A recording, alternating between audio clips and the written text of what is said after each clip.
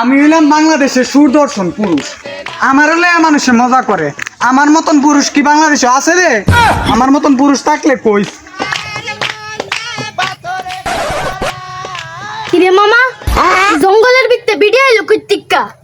আবার কিছু মানুষ আমাকে বলে যে আমার বেডির মতন লাগে। আরে আমার বেডির মতন লাগে কইতিকা। তোরা কি সয়ে দেওস না? চল মামা দেখাই। বাইগান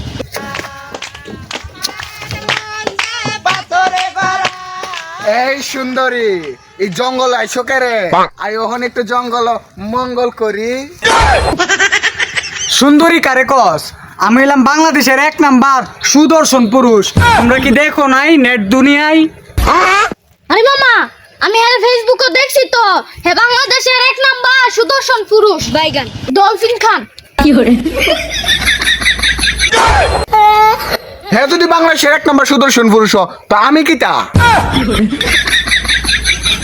আচ্ছা ডলফিন খান, আপনি এই জঙ্গলে কি করছেন? আর একটু হলেই তো আপনাকে দিয়ে দিতাম।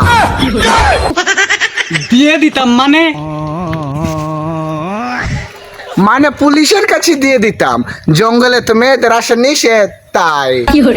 যা করলা জীবনে উর্প গেলে দিবনে। আচ্ছা সুদর্শন ডলফিন আপা, আপনার মতন 1 নাম্বার সুদর্শন হতে হলে আমাদের কি করতে হবে? আরে এটা তো কোনো ব্যাপারই না। তোমরাও হতে পারবে আমার মতন বাংলাদেশের 1 নাম্বার সুদর্শন পুরুষ। তোমাদেরকে কি কি করতে হবে আমি বলে দিই। তোমরা 2 জন ঘরের মধ্যে গিয়া লিপস্টিক লাগাইবা, আমার মতন মেকআপ করবা, আর মেকআপ করে আমার মতন এভাবে তালি দিবা, আর এভাবে এভাবে হাঁটবা। তোমরাও হয়ে যাবা বাংলাদেশের 1 নাম্বার সুদর্শন পুরুষ। বুঝতে পেরেছো?